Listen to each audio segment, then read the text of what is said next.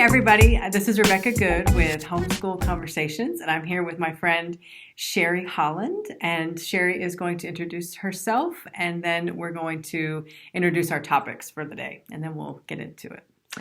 Well, hello. My name, as she said, is Sherry Holland, and I have been homeschooling since the very beginning. So my daughter should be graduating May of 2022. I have two children, is 17, and my son is 13, so he's in 8th grade. It's been a journey, I'll say that. All right. Well, I wanted to bring Sherry in today. And first, we're going to talk about an article called The Uncomfortable Truth About Socialization and Homeschool. And I'll put a link to that article in the description box. The article, just to summarize, it talks about a lot of some adults who have been homeschooled and of course, the stereotype, as I've heard so many times, is homeschool. Well, that sounds great, but what about socialization? And I freely admit I was one of those people. Again, I'm a former public school educator, so I didn't like homeschool because I thought the kids were going to be isolated. They're never around anybody. What a detriment to society that will be. But then when I started meeting homeschooled kids, and I thought, wow, these kids are pretty polite. They have friends. They have a life. And now that I homeschool my kids, my kids are very social. They feel comfortable in many different social circumstances. And looking back on my experience, I see that I had a lot of social problems because of public school. Certainly profanity, getting, peer pressure, getting in with the wrong crowd, those kinds of things, and a lot of anxiety that came along with social situations. Some of that, I feel, now looking back, a lot of that was exacerbated by public school. I'm not saying that homeschool kids never have social issues. One thing that the article brought up was about kids and their perception of their social skills.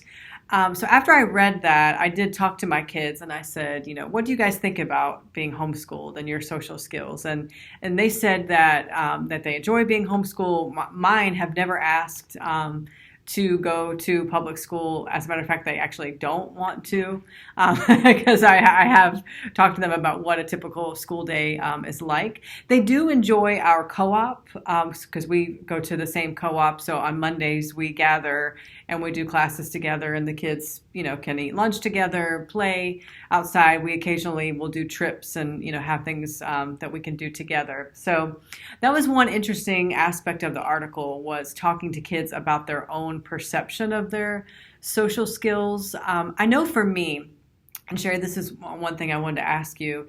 When I started homeschooling, I felt pressure to every day have my kids in some type of organized activity with other kids. I just felt like Mondays we have to do this, Tuesdays we're here, Wednesdays we're here. I have a baby now, so it's a little more difficult to get out and about every single day. But I see a value in my kids just interacting with each other and within the home.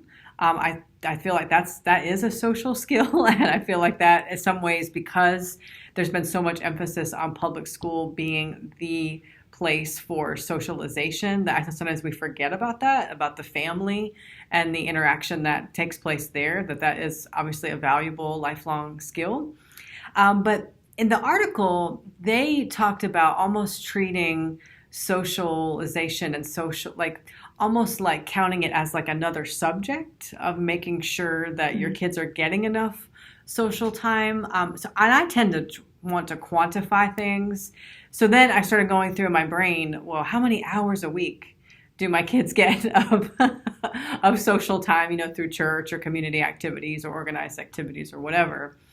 But I also don't think that we need to put that much pressure on ourselves or on our kids. And it's not necessarily a matter of hours. And if it were, what's enough? Who decides that, of what is enough hours and what's not? So my question for you, Sherry, is what did you think about the aspects of the article as far as asking kids about their own perception of their social skills? And do you treat social time almost as like another subject? Like, do you think about it in that way of, do they need to get so many hours or so many opportunities, or is it just kind of something that falls into place?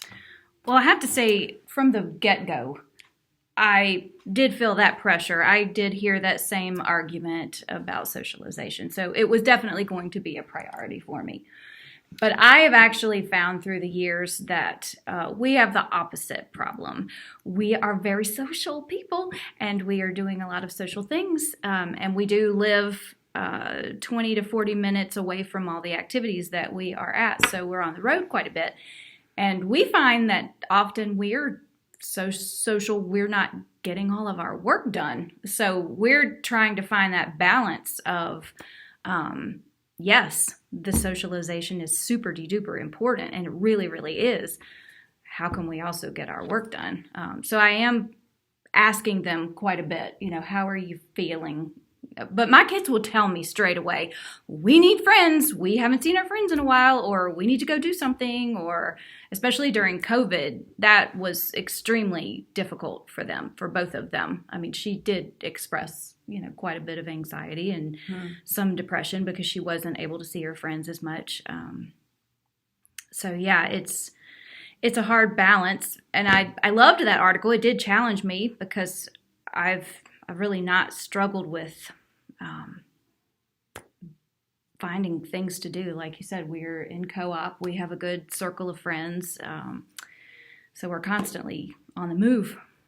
Yeah. And I was going to ask you also, I know for my kids, because we do, like I said, I do try to get them out at least once a day in something where there's going to be other people or they're out in society. And I do think that is a danger of homeschool, is that you can isolate your kids. Sure. So I certainly do not advocate for that. I call those the fringe people, the kind of crazy people that keep their kids isolated to stay away from all the bad people. So right. No, I'm not advocating for that. But because there are some days where we are at home, I feel like I may have introduced technology a little too early. And I think some of that was because I felt like, well, they're not getting to see their friends every day. Right. So I need to allow, the texting and the messaging and the FaceTiming and all of that because they're not getting like the other kids. And my daughter had a babysitting job at 11 years old and needed a phone because there wasn't a home phone in the home where she was babysitting. So that was part of why we got the phone. And then now she's not doing that babysitting job, but then she kind of got used to this is my way of communicating with my social group on the days that we're not together. So then I felt like I don't want to take that away because that is that little bit of, that time. So how do you feel? Do you restrict your kids' time on their devices, and do you also feel that bit of pressure of, well, the technology is a little bit of a replacement because they don't have that face-to-face that the other kids are getting, 35 hours a week or whatever it is that they're at school? Yeah, I mean, they both have their devices and they're texting their friends quite a bit. But again, it's finding the balance of now they're wanting to talk to their friends all of the time. We can get our work done. So I'm definitely with you on, I wish that I had not introduced those things as early as I did, which my daughter, I think, was 10 maybe. And I think he was, well, I don't know. He's 4 years younger. So anyway, I forget. In my mind, we got the devices at first because they wanted music and they wanted pictures. And I thought, why would I buy a camera? Why would I buy all these things when I could one thing? But now it is obviously a problem. So I tried to restrict, but that's a constant thing too, because they want to be talking with their friends all the time. Yeah, that's a hard balance.